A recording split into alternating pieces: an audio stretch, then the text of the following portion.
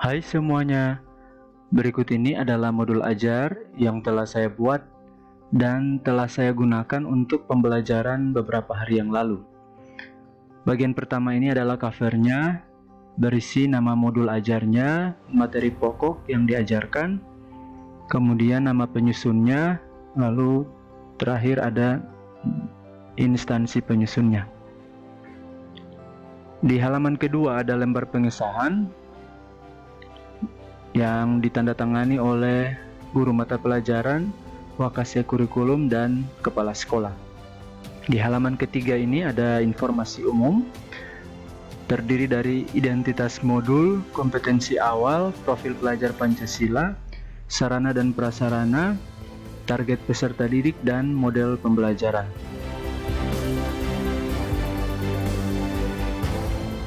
Halaman 4 terdiri dari kompetensi inti. Halaman 4 ini adalah kompetensi inti, terdiri dari tujuan pembelajaran, pemahaman bermakna, pertanyaan pemantik, persiapan pembelajaran, kegiatan pembelajaran, assessment,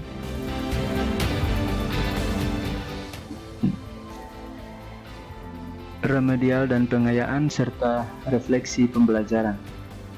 Nah, di bagian kegiatan pembelajaran ini berisi tentang pembelajaran berdiferensiasi yang dilakukan di kelas. Pertama, siswa melakukan literasi terhadap materi yang telah diterima sehari sebelumnya sesuai dengan gaya belajar, lalu diperkuat dengan literasi pada saat pembelajaran, mengawali pembelajaran, yaitu literasinya ada diferensiasinya adalah diferensiasi konten, di mana materi-materi yang saya bagikan kepada mereka itu berbeda-beda sesuai dengan gaya belajar mereka. Yang audio saya gunakan video pembelajaran, yang visual saya gunakan materi tertulis, lalu yang kinestetik saya gunakan materi yang saya jelaskan dalam bentuk praktek. Lalu selain diferensiasi konten, ada juga diferensiasi proses, di mana pemberian LKPD untuk dikerjakan kepada siswa itu dilakukan berbeda-beda.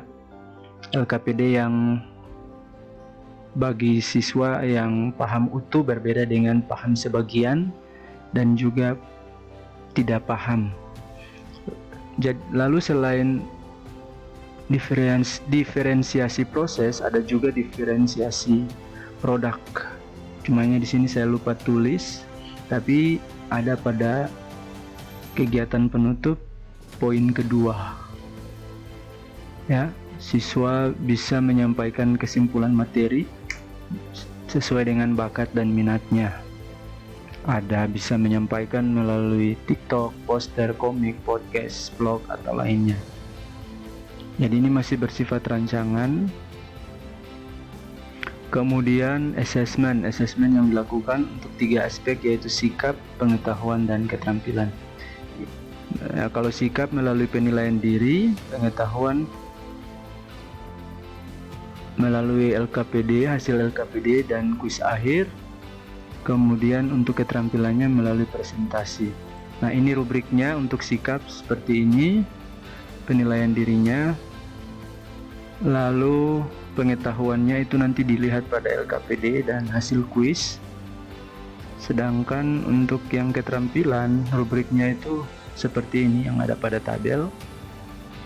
Nah, kemudian untuk remedial dan pengayaan, bagi yang belum mencapai tujuan pembelajaran diberikan remedial dalam bentuk mengajar ulang atau pendampingan tutor sebaya, dan diakhiri dengan kuis akhir.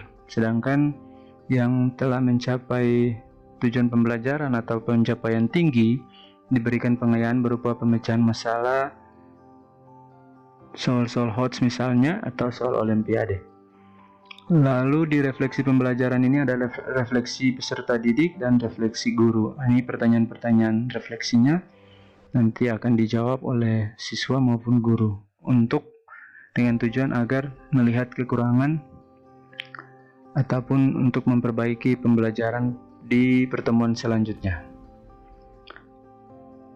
Lalu yang berikut, di bawahnya ini ada tanda tangan. Lalu yang berikut ada lampiran. Di lampiran ini materi yang sudah saya buat dari berbagai sumber. Seperti ini. Lalu ini LKPD-nya. LKPD 1 ini bagi siswa yang punya pemahaman itu tergolong tidak paham. Lalu LKPD 2 untuk siswa yang paham sebagian, dan LKPD 3 ini untuk siswa yang paham utuh. Terlihat ada perbedaannya. Soalnya sama, tapi terlihat ada perbedaannya. Misalnya nih, kalau yang dipaham sebagian sudah ada clue semacam bantuan begitu. Kalau yang di LKPD 3 ini sama sekali belum ada bantuan. Nah, kalau di LKPD 1 malah bantuannya sudah lebih banyak lagi, sudah diberi tambahan sehingga siswa cukup melengkapinya. Seperti itu. Bapak Ibu bisa lihat di soal-soal yang lain. Nah, ini jawaban LKPD-nya, yaitu LKPD 1, 2 maupun 3. Selain itu ada glosarium istilah-istilah penting yang dirasa perlu untuk dijelaskan di sini. Lalu ada daftar pustaka di mana referensi yang saya pakai adalah buku-buku yang ada tertera dalam daftar pustaka ini. Nah, ini dokumentasi penerapan modul ajar tadi. Dalam proses pembelajarannya, ini proses pembelajaran yang kinestetik. Kalau ini proses pembelajaran untuk yang visual dan audio. Ini bagi siswa yang mendengar, yang menggunakan HP ini bagi siswa yang audio, sedangkan yang visual membaca materi secara tertulis. Lalu setelah itu ada dokumentasi umpan balik, di mana saya menggunakan Google Form. Hasilnya seperti ini. Ada pertanyaan-pertanyaan yang perlu dijawab oleh siswa. Di dalamnya berisi semacam penilaian terhadap proses pembelajaran, lalu saran untuk perbaikan. Nah, ini bagian terakhir adalah refleksi. Nah, di refleksi ini saya merefleksikan atau menjelaskan apa yang terjadi di dalam kelas, kekurangan, kelemahan, dan prosesnya seperti apa, sehingga nanti ke depannya saya harus membuat seperti apa lagi. Ya, mungkin seperti itu. Terima kasih untuk perhatiannya. Sampai ketemu di lain waktu.